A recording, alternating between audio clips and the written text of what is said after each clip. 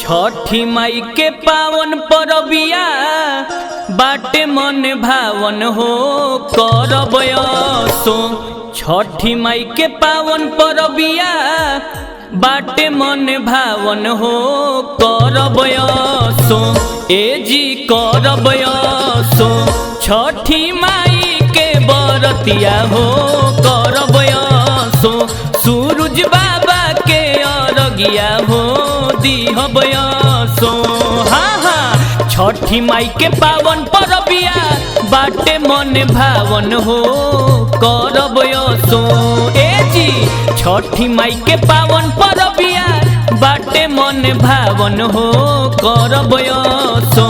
हाँ हाँ करब असो छठी माई के बरतिया हो करब असो।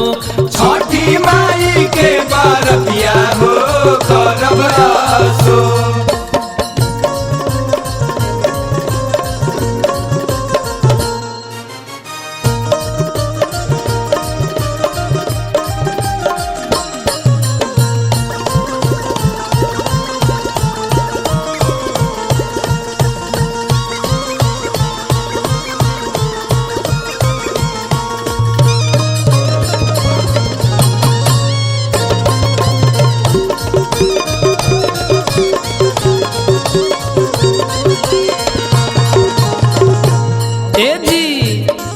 पूजा करे के करी तैयारिया जोड़े कल सुपले अइह दौरिया।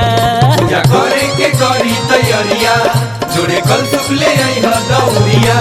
पूजा करे के करी तैयारिया जोड़े कल सुपले अइह दौरिया।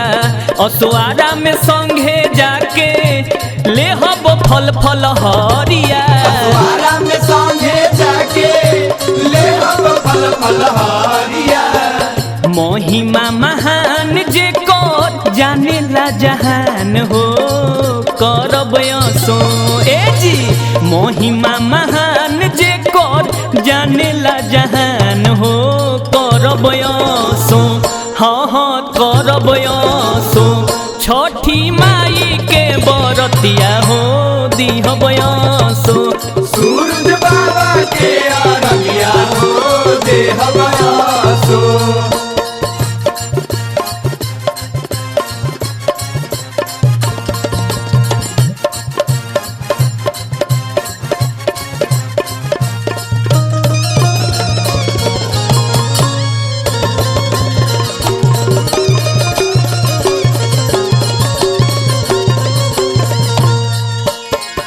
छोटू बाबा बोला बोला औरतिया औरी कौना भाव में कहतड़ी? कौना भाव में? सुनो सुनो ए हमर सजनवा बजवाई बबार हो बजनवा।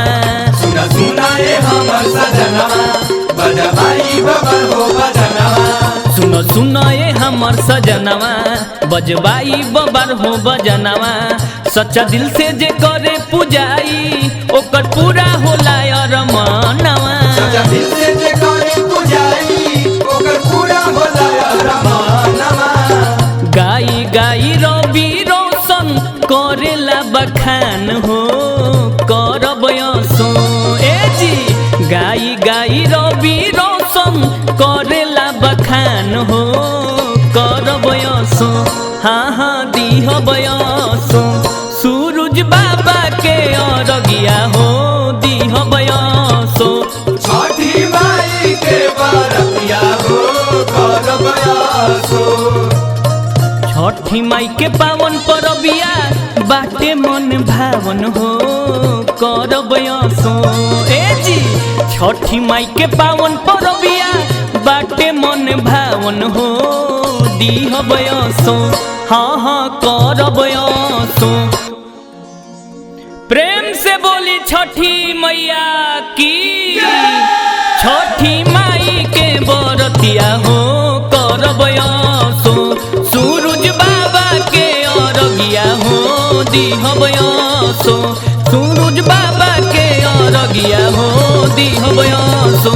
छठी माई के बरतिया हो करब असो। छठी माई के बरतिया हो करब असो। छठी माई के बरतिया हो करब असो।